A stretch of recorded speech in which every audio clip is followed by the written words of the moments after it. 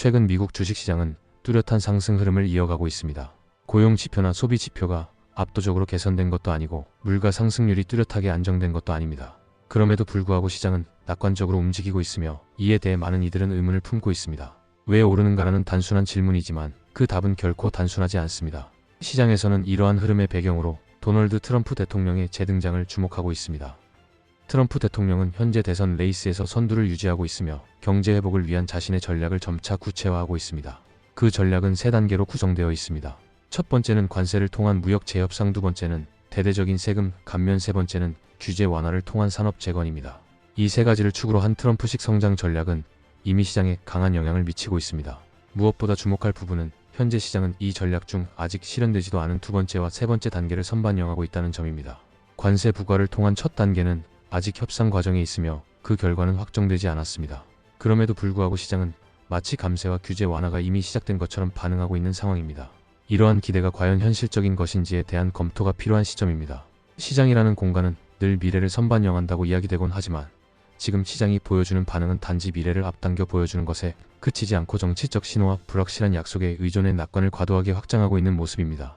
이번 영상에서는 트럼프 대통령의 세 단계 경제 전략이 어떤 구조로 설계되어 있는지, 그 전략이 갖는 경제적 논리와 정치적 배경은 무엇인지, 그리고 이를 받아들이는 월가의 해석이 어떤 방식으로 시장 기대를 형성하고 있는지를 차례대로 짚어보려 합니다.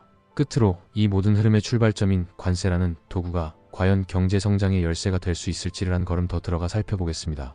트럼프 대통령이 제시한 경제 성장 전략은 세 단계로 명확하게 구분됩니다. 관세를 통한 무역 재협상, 대규모 세금 감면, 그리고 산업 활성화를 위한 규제 완화가 그 골격입니다. 그는 이 세 가지 정책을 순차적으로 실행하여 미국 경제의 체질을 개선하고 글로벌 주도권을 되찾겠다는 비전을 내세우고 있습니다. 그러나 이 전략은 단순한 경제 정책의 나열이 아니라 정치적 지지 기반 확대와 외교적 우위를 함께 노린 복합적 구조로 이해할 필요가 있습니다. 첫 번째 단계는 관세 부과를 통한 무역 재협상입니다. 트럼프 대통령은 관세를 단순한 보호무역 조치로 보는 것을 경계합니다. 그는 이를 국제 무역 질서를 공정하게 재조정할 수 있는 유일한 수단으로 규정하며 해외에 의존된 공급망을 미국으로 되돌리고 외국 기업의 불공정한 관행에 제동을 걸 수 있는 수단이라고 주장합니다. 여기서 핵심은 관세 부과 자체가 목적이 아니라는 점입니다. 그는 관세를 협상의 지렛대로 삼아 상대국의 시장 개방을 유도하고 미국 기업의 경쟁력을 높이려 하고 있습니다. 또한 관세 수입을 통해 세수를 확보하고 국내 제조업의 부활이라는 정치적 메시지도 함께 전달하려 합니다. 이와 같은 전략은 2016년 대선 당시부터 반복되어 온 트럼프 특유의 외교 경제 연계 방식이라 할 수 있습니다. 두 번째 단계는 세금 감면을 통한 경기 부양입니다. 트럼프는 이 부분을 두고 무모한 무역 정책으로 피해를 본 미국인의 생활 수준을 다시 끌어올리는 일이라고 설명하고 있습니다. 실제로 그는 2017년 대규모 감세안을 통과시킨 전력이 있으며 이번에는 당시의 법안을 영구화하겠다는 입장을 내세우고 있습니다. 개인소득세와 법인세의 부담을 줄이는 방식으로 소비와 기업 투자에 다시 불을 붙이겠다는 구상입니다. 하지만 이 단계는 단순한 경기 부양을 넘어서 트럼프가 정치적으로 중산층과 자영업자 계층의 지지를 공고히 하기 위한 수단으로 작용합니다. 감세를 통해 실질 소득이 증가하는 듯한 착시를 제공하면서 향후 선거 국면에서 경제 성과를 홍보할 수 있는 기반을 확보하려는 의도도 분명히 엿보입니다. 세 번째 단계는 규제 완화입니다. 트럼프 대통령은 미국의 미래 산업, 특히 반도체, 발전소, 인공지능 데이터 센터 같은 핵심 기술 영역에 대한 투자가 규제 때문에 가로막혀 있다고 보고 있습니다. 그는 규제를 대대적으로 철폐함으로써 기업의 자유로운 설비, 투자와 고용 창출을 유도하고 이를 통해 산업 경쟁력을 회복하겠다는 계획을 제시했습니다. 이 과정은 단순히 경제 성장률을 끌어올리는 데 그치지 않습니다. 트럼프는 이를 미국과 중국 간의 기술적 패권 경쟁, 나아가 군사력 우위 확보와도 연결시키고 있습니다. 즉 규제 완화는 미국의 산업을 다시 일으키기 위한 조치이자 국제안보 전략의 일부라는 이중적 의미를 갖고 있습니다. 이렇듯 트럼프의 경제 전략은 세금과 관세, 규제를 경제적 변수로만 다루지 않습니다. 그는 그것들을 정치적 레버리지로 활용하며 미국 중심의 글로벌 질서를 다시 짜려는 시도를 이어가고 있습니다. 문제는 이 세 단계가 반드시 순조롭게 이어진다는 보장이 없다는 데 있습니다. 지금 월가와 시장은 마치 세 가지 단계가 모두 자동적으로 실현될 것처럼 움직이고 있지만 현실은 아직 첫 단계인 관세 협상조차 불안정한 상태에 머물러 있습니다. 그렇다면 왜 시장은 벌써부터 다음 단계를 반영하고 있는 것일까요? 그리고 이 과도한 선반영은 어떤 위험을 초래할 수 있을까요? 이제 그 배경을 보다 구체적으로 들여다볼 필요가 있습니다. 앞서 설명드린 것처럼 트럼프 대통령의 경제 전략은 관세, 감세, 규제 완화라는 세 단계 구조로 명확하게 구분됩니다. 하지만 현재 시장의 움직임을 보면 이 세 단계가 이미 모두 실현된 것처럼 반응하고 있다는 점이 주목됩니다. 특히 증시는 2단계와 3단계에 해당하는 감세와 규제 완화 정책이 곧 현실화될 것이라는 기대를 선반영하고 있는 모습입니다. 일부 투자은행들은 2025년 하반기에 미국 GDP가 반등할 수 있다는 낙관적 전망을 내놓고 있으며 기업 이익 증가율 역시 두 자릿수 회복이 가능하다는 분석도 이어지고 있습니다. 이러한 전망은 모두 한 가지 전제 위에 서 있습니다. 트럼프 대통령이 제시한 경제 정책이 차질 없이 순차적으로 진행될 것이라는 믿음입니다. 그러나 현실은 그리 단순하지 않습니다. 지금 이 순간에도 1단계인 관세 정책조차 완전히 마무리되지 않은 상황입니다. 무역 재협상의 핵심 당사자인 중국과의 입장을 비교해보면 양국 간 온도차는 분명히 존재합니다. 미국 측은 합의가 잘 진행되고 있다는 식의 발표를 내고 있지만 중국은 기존의 일방적 관세 조치가 철회되지 않는 한 협상은 진전될 수 없다는 강경한 태도를 유지하고 있습니다. 즉, 관세 정책은 지금도 진행 중인 불확실한 사안이며 그 결과에 따라 감세나 규제 완화가 정치적으로 추진 가능한지도 달라질 수 있습니다.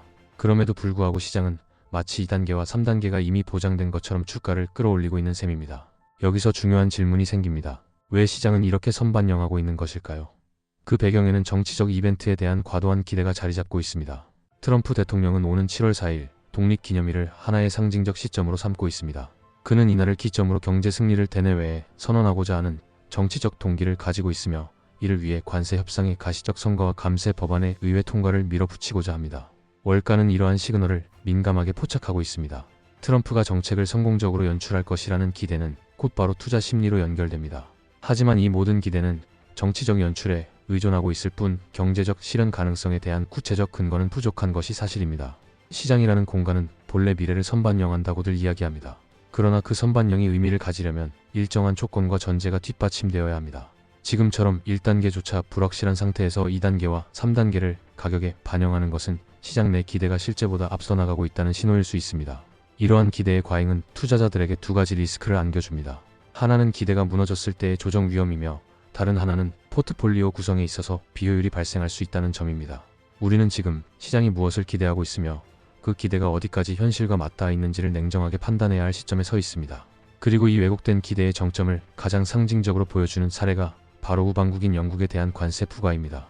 트럼프 대통령이 추진하는 관세 정책의 본질은 단순히 특정 국가나 산업에 국한된 조치가 아니라는 점에서 중요한 의미를 가집니다. 그는 관세를 경제적 협상 수단이라기보다 정치적 선언이자 글로벌 무역 질서를 재편하는 전략적 수단으로 사용하고 있습니다. 이 점은 가장 대표적인 우방국인 영국과의 사례에서 매우 명확히 드러납니다. 영국은 미국과 가장 긴밀한 외교 관계를 유지하고 있는 국가 중 하나로 양국은 안보, 통상, 문화 등 여러 분야에서 특별한 동맹 관계를 이어왔습니다. 이러한 배경을 고려하면 미국이 영국에 대해서는 관세 부과에 있어 일정한 예외를 둘 것이라는 기대가 자연스럽게 형성되었습니다. 하지만 결과는 전혀 달랐습니다. 최근 발표된 양국 간 무역 협상 내용을 보면 트럼프 행정부는 영국에 대해 기존 평균 2.7% 수준이었던 일부 품목의 관세를 최대 10% 수준으로 인상하는 조치를 단행했습니다. 이는 미국이 설정한 새로운 무역 정책의 틀 안에서 우방국조차도 예외가 될 수 없다는 메시지를 명확히 보여주는 사례였습니다. 여기서 주목할 점은 미국과 영국의 무역 구조입니다. 미국은 영국으로부터 수입하는 것보다 영국에 수출하는 품목이 더 많은 편입니다. 즉, 관세를 부과할 경우 미국의 수출 기업이 일정 부분 손해를 볼 수도 있는 구조입니다. 그럼에도 불구하고 트럼프 행정부는 손익 계산을 넘어 정치적 원칙을 앞세워 관세 부과를 강행한 것입니다. 이 조치는 전 세계에 매우 강한 신호를 전달했습니다.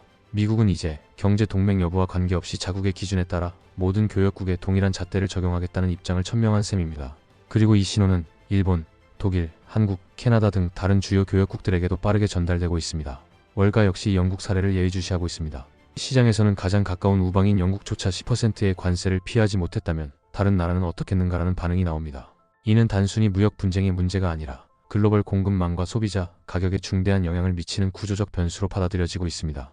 특히 오는 7월 9일 예정된 상호 관세 발표를 앞두고 영국의 사례는 일종의 기준선으로 작용할 가능성이 큽니다. 협상이 아무리 원만하게 이루어진다 하더라도 10% 수준의 관세는 기본선이며 그 외에도 추가적인 보복 관세나 상호 관세가 붙을 수 있다는 인식이 점차 퍼지고 있습니다. 문제는 이러한 관세가 결국 누구의 부담으로 돌아가느냐입니다. 기업이 이를 감당할 수 있을까요? 아니면 소비자가 그 부담을 짊어지게 될까요?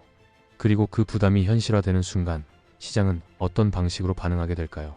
이제 우리는 관세가 단순한 외교 수단이 아니라 내수 경제와 소비자 물가에 직결되는 문제임을 인식해야 합니다. 이와 같은 구조적 부담이 시장에 미치는 영향을 구체적으로 살펴보겠습니다. 관세는 외국으로부터 수입되는 제품에 부과되는 세금입니다. 표면적으로는 외국 기업에 대한 처벌처럼 보일 수 있지만 실제로 그 부담은 대부분 국내 소비자에게 돌아가게 됩니다. 이는 경제학적으로도 널리 알려진 원리이며 특히 소비재 중심의 수입 품목일수록 그 효과는 더 빠르게 나타납니다. 트럼프 행정부는 관세를 통해 해외 생산을 견제하고 국내 제조업을 육성하겠다는 목표를 내세우고 있습니다. 하지만 그 과정에서 발생하는 비용 전가는 피할 수 없는 구조입니다. 기업이 관세를 감당하지 못할 경우 결국 가격을 인상할 수밖에 없고 그 최종 부담은 소비자에게 전가됩니다. 월가는 관세로 인해 기업들의 원가 구조가 흔들릴 수 있다는 점을 우려하고 있습니다. 일부 보고서에서는 기업들이 단기적으로는 수익성을 유지하기 위해 마진을 줄이겠지만 장기적으로는 제품 가격을 조정할 수밖에 없을 것이라는 분석이 지배적입니다.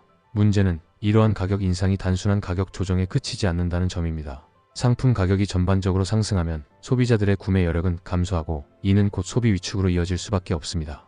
특히 중산층과 저소득층 가게는 필수재 중심의 물가 상승에 훨씬 민감하게 반응합니다. 실제로 유통업계에서는 중국발 수입 물량이 5월 말부터 50% 이상 급감하고 있다는 신호를 감지하고 있습니다. 관세 인상으로 인해 비용 부담이 커진 일부 업체들이 수입을 늦추거나 대체 공급처를 찾고 있기 때문입니다. 이러한 흐름이 지속된다면 미국 내 주요 마트나 온라인 유통망에서 상품의 다양성과 재고가 빠르게 줄어들 수 있습니다. 문제는 아직 소비자들이 이러한 변화의 전모를 체감하고 있지 않다는 점입니다. 재고는 아직 충분하고 일부 기업들은 가격 인상을 지연시키며 충격을 흡수하고 있기 때문입니다. 그러나 일정 시점 이후 소비자들이 사려는 물건이 없거나 너무 비싸졌다고 느끼게 되면 그 시점부터는 소비가 급격하게 위축될 가능성이 높습니다. 이러한 흐름은 단순한 소비 둔화로 끝나지 않을 수 있습니다. 경기 사이클 상에서 일정 수준 이상의 소비 위축은 곧바로 경기 침체로 연결됩니다. 실제 경기 침체로 이어질지는 두고 볼 일이지만 현재 나타나는 신호는 분명히 경기 둔화의 전조로 해석될 수 있는 징후입니다. 관세 정책은 국내 생산 기반을 되살린다는 점에서 전략적 선택일 수 있지만 그 이면에는 분명한 대가가 존재합니다. 그 대가를 누가, 언제, 어떻게 감당하게 될지를 지금 이 시점에서 고민하지 않으면 정책의 긍정적 효과보다 부정적 충격이 먼저 체감되는 상황이 도래할 수 있습니다. 이제 중요한 것은 이러한 경제적 부담 속에서 트럼프 대통령이 과연 2단계 정책인 감세를 실행할 수 있는 여력이 있는가입니다. 그리고 더 나아가 미국 정부가 이러한 전략을 지속하기 위해 필요한 재정적 여유는 존재하는가 하는 질문입니다. 이 전략의 핵심 동력인 재정의 현실을 살펴보겠습니다. 트럼프 대통령이 내세운 경제 전략의 두 번째 단계는 대규모 감세입니다. 그는 2017년에 통과시킨 감세법을 연구하고 새로운 세제 개편을 통해 개인과 기업의 부담을 완화하겠다고 밝히고 있습니다.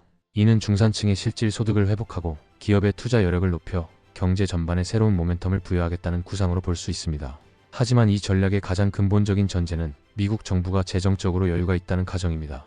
세수를 줄이는 정책을 추진하려면 정부가 그만큼의 지출을 감당할 수 있어야 하기 때문입니다.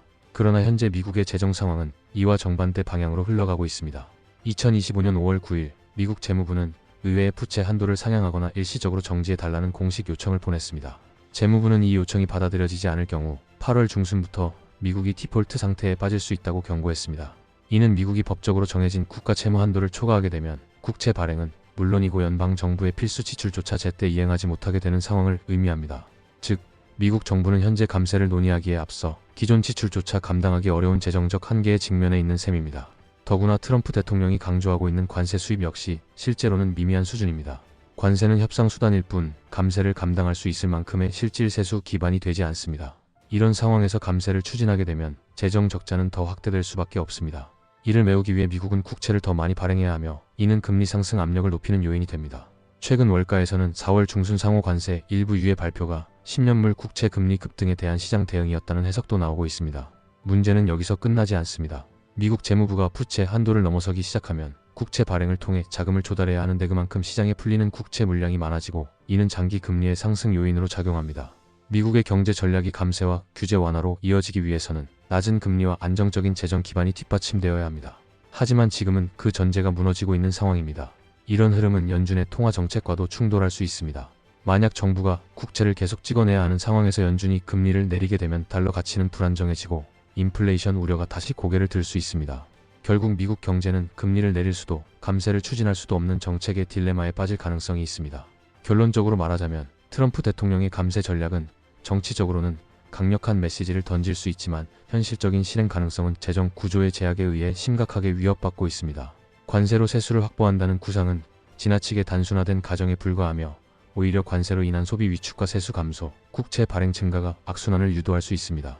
이제 우리는 트럼프의 3단계 전략에서 가장 핵심적인 질문 하나를 던져야 합니다. 과연 미국은 이 전략을 끝까지 밀어붙일 수 있는 시간과 돈을 가지고 있는가? 그리고 이 질문은 마지막 단계인 규제 완화의 실효성 문제와 맞물리게 됩니다. 트럼프 대통령이 제시한 경제 전략의 세 번째 축은 규제 완화입니다. 그는 이를 단순한 행정 간소화 수준이 아니라 미국 산업의 재건과 기술 패권 회복을 위한 필수 조건으로 보고 있습니다. 그가 언급한 핵심 산업은 반도체, 발전소, 인공지능 기반 데이터 센터, 그리고 첨단 제조업입니다. 이들은 모두 향후 미국의 안보, 경제, 기술 경쟁력과 직결되는 분야입니다. 트럼프 대통령은 미국이 이들 산업에서 재도약하기 위해서는 현재의 복잡하고 까다로운 규제 체계를 대대적으로 정비해야 한다고 주장합니다. 공장 신설, 전력 인프라 확충, 인공지능 개발과 관련된 투자에 있어 연방 차원의 환경 규제, 노동 규정, 주 정부의 인허가 절차 등은 기업 활동을 제약하고 있다는 진단입니다. 실제로 일부 기업들은 인프라 투자와 관련된 프로젝트가 승인되기까지 수개월에서 수년이 걸린다는 불만을 제기해왔습니다. 따라서 규제를 완화하고 허가 속도를 높이며 기업의 자율성을 강화하는 방식은 경제 성장의 엔진을 되살리는 방안으로도 기능할 수 있습니다. 그러나 문제는 규제 완화가 실질적인 투자와 일자리로 연결되기 위해서는 그에 앞서 선결되어야 할 조건들이 존재한다는 점입니다. 우선 기업들이 투자 결정을 내리기 위해서는 재정적 안정성과 금리 수준 그리고 수요에 대한 명확한 전망이 뒷받침되어야 합니다. 즉, 감세와 금융 여건이 먼저 안정되어야 규제 완화의 효과도 극대화될 수 있습니다. 또한 규제 완화는 산업별로 그 효과가 다르게 나타날 수 있습니다. 예를 들어 반도체나 AI와 같은 첨단 기술 분야는 규제보다 기술 인재 확보와 연구개발 비용이 더 큰 제약 요인일 수 있습니다. 따라서 규제 완화만으로 산업 경쟁력을 회복하겠다는 전략은 다소 과장된 측면이 있습니다. 더욱이 규제를 완화하는 과정에서는 환경 문제나 지역사회의 반발과 같은 부작용도 함께 수반될 수 있습니다. 최근 들어 미국 내 여러 주에서는 대규모 공장 유치 과정에서 환경단체의 집단 반발이나 지역 주민들의 민원으로 인해 프로젝트가 지연되거나 무산된 사례도 적지 않습니다. 이는 단순한 행정 절차 문제를 넘어서 사회적 합의와 조율이 병행되어야 하는 복잡한 과제를 안고 있다는 뜻입니다. 무엇보다 중요한 점은 규제 완화 정책이 일정한 성과를 내려면 그 기반에 감세와 안정된 재정, 신뢰할 수 있는 통화 정책이라는 조건이 선행되어야 한다는 사실입니다. 현재와 같이 재정 불안과 국채 급증, 금리 불확실성이 동시에 존재하는 상황에서는 규제만 완화해도 경제가 반응할 것이라는 기대는 지나치게 단순한 해석이 될 수 있습니다. 결국 트럼프 대통령의 세 번째 전략은 앞선 두 전략이 성공적으로 작동할 때에만 그 효과를 온전히 발휘할 수 있는 구조적 한계를 갖고 있습니다.